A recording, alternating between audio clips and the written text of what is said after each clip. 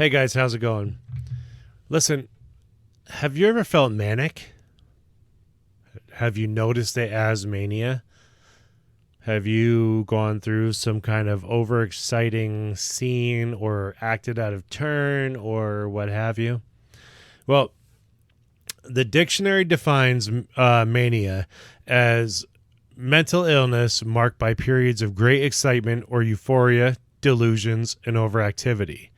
A secondary definition is an excessive enthusiasm or desire or an obsession, which sounds a lot like pretty much everything that anybody ever goes through on a daily basis, right? And there are some extremes which people usually think of as manic or mania, when you're out of control and when you're, you somebody's flipping out and they need, restraints or some kind of crazy stuff going on. And that's not always what it is. Sometimes it is, and you just do it so quietly within yourself, anxiety attacks, that you just lose, just nobody knows that you're doing it. Other words that are synonymous with this are obsession, compulsion, fixation, fetish, or fascination. Now that sounds like pretty much everything that all of us are into. But again, it has different levels for different people. I know that going through my childhood with my previous experiences, that I went through a lot of manic episodes, and they came out as behaviors of, hyperactivity, jumping around, throwing things, messing with people, just random stuff. I remember growing up and, just not having control over some of my processes, and it ended up putting fists through walls or fighting with people, or whatever. And sometimes that's what it is. Sometimes it's you going crazy and bugging out in such a physical way, or even just a verbal way or a mental way, and you just feel like you've lost all bearings of your reality, and things feel like they're crushing in on you or whatever. It's a mix of anxiety and anger and frustration and fear all at the same time. But I can tell you that it's going to be okay. You're fine. You are fine. These definitions would have you thinking that you're insane. There's nothing wrong with you. Yes, some people experience it to a more extreme level, but that's a situation where afterwards you can learn from it as well. And I've seen some bad situations. I used to work in a disabled environment. It was a school for autistic kids. And some of these kids that would go through these experiences where, they would get the adrenaline enough to make them strong enough so that 5 people had to take them down for their own safety. I've seen people bugging out and losing their minds and threatening others and things like that. And let me tell you, in those most extreme situations that I've ever seen, there's always a way to be able to talk yourself down. One of my favorite parts about that job was being able to meet these people on an intimate level and figure out what their biggest motivators were, and figure out what their biggest triggers were, and help them through these things. And I would often get consulted on from this job because I had such an obsession over finding the intricate workings of this situation for each individual person, each individual child that I got to work with. And I started being contacted a lot to come in and help out with other kids and things like that. And it's because I had such an intricate obsession with, finding their balance and helping them with that. And, most forms of mania are just a state of mind. They're a state of mind that kind of forces you back into a corner, and it activates your fight or flight. And oftentimes even both at the same time. Something's telling you that, everything's going crazy and you're losing your mind. Sometimes you don't realize it, which are mental conditions outside of my realm of practice. But a lot of times, you know that you're in that mode to some degree, or that something doesn't feel right. And there's ways out of that. There's so many things that you can try to do, even to work up to being able to stop those moments.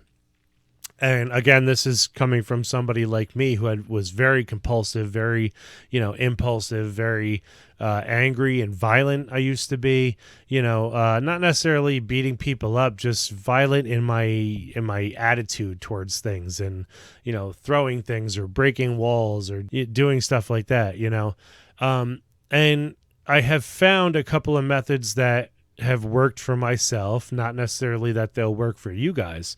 But there's a couple of things that you can do. And one of my favorites that I recently found was actually coined by Dr. Andrew Weil, or Weil, Weil. He was a speaker at the Institute for Integrative Nutrition. And he calls it the 4-7-8 breath. And what you do, you blow out completely, pursing your lips and making a whoo sound. So it looks something like this. I'm taking a breath just to show you.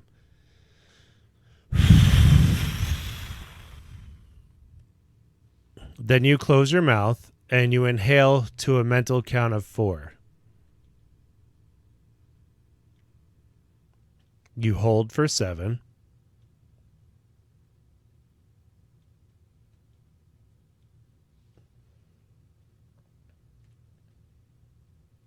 And then you exhale completely, making that same whoosh sound to a count of 8.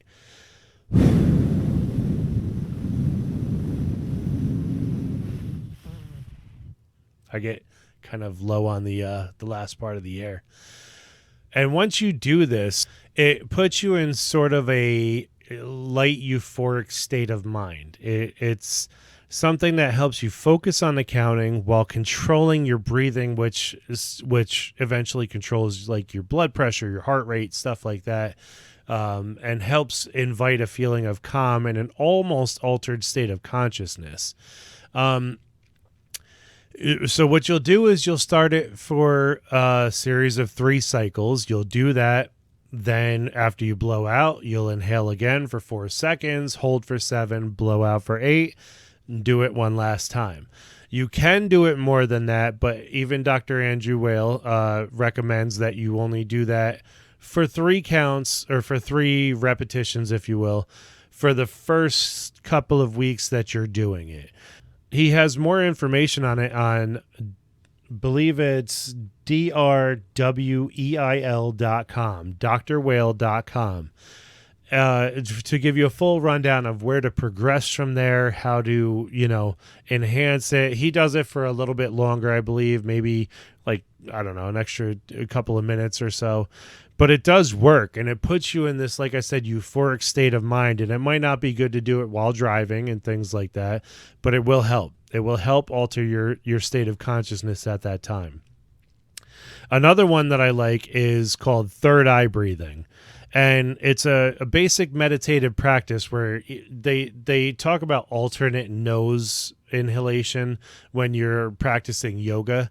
And it's basically just inhaling through one nostril while holding the other one shut, and then holding the opposite nostril, blowing out, breathing in, switching nostrils, blowing out, breathing in. So you do that for a few repetitions, and it enters your mind into a state of calm. So for those of us with allergies or constantly stuffy noses for whatever reason, dry noses or whatever, where that might bother you, you can leave your mouth open partially and close your eyes and imagine that you're inhaling through one nostril and out through the other as you breathe. And that's what third eye breathing is. And I found that because it took my mind to concentrate on the breathing and visualizing it and making myself feel it. That alone invited a state of calm within myself to, be able to exercise that more. So those are 2 processes that I highly recommend that you try. My other processes beyond that are, a more of a long-term process, is to look at your diet. Look at your diet in terms of what you're eating. Why? Because when you are eating certain things like processed foods or certain things that are high in certain chemicals, certain nutrients, even estrogens versus testosterones, and all that kind of stuff. When you intake certain levels of these things, these can throw off your actual brain chemistry and how you process things. Not just your body, but also your mind, which affects your mentality.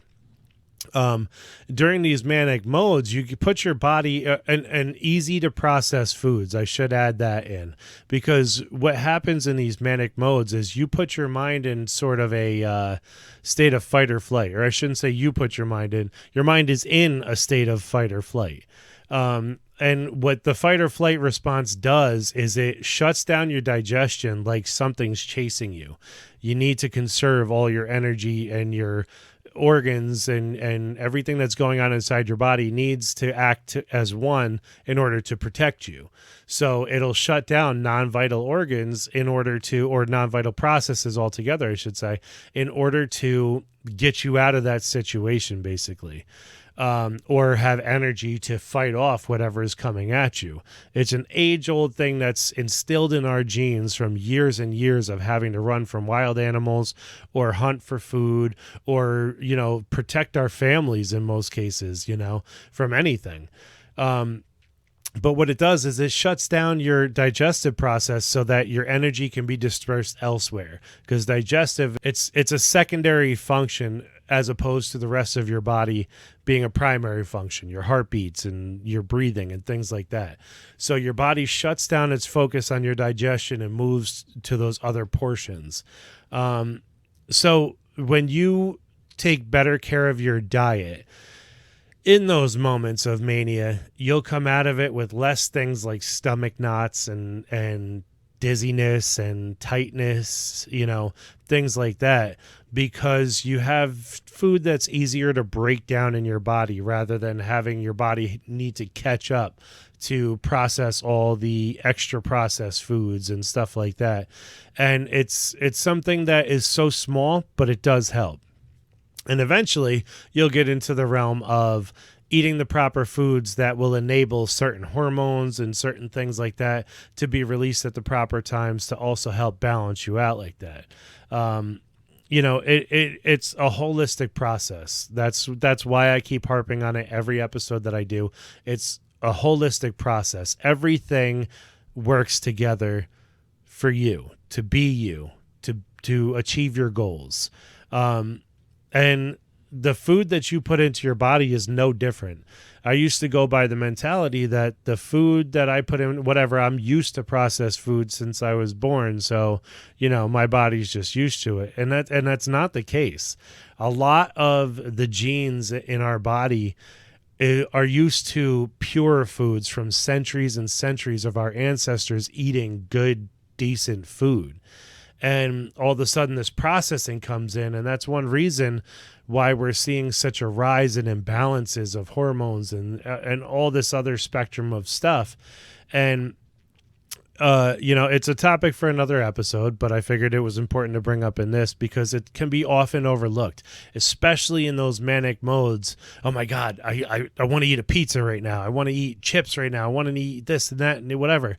You can set yourself up. I left a story about it on my Instagram today. You can set yourself up so that it's a self-feeding process and it's not going to stop. You have the option to stop it. The third and final thing that I would always recommend, whatever else you're putting into practice, when you're in the manic modes, you might not be wanting to work out or whatever, or you might want to be. I'm thinking boxing, kickboxing, something like that, where you can take out every bit of whatever you're feeling on a pad of some type or a body bag or whatever, But exercise in general, when I feel angsty and whatever, I will push myself to lift, because that resistance and the strain and everything not only makes your body a little bit more tired, obviously, but it gives you an outlet for all of that energy that you're about to put to something that doesn't really even matter. If you guys need help with this, get in touch with me, please. find a health professional, find a psychologist, whoever you think can help you best. My links for the stuff that I do as a part of a holistic practice, like I was talking about before, are all in the show notes. You can get in touch with me. I'll come up with a program for you that will work, and it won't be a short-term fix. Other than that, above all, seek help. It's worth it, and you can get control of it. Have a good one, guys.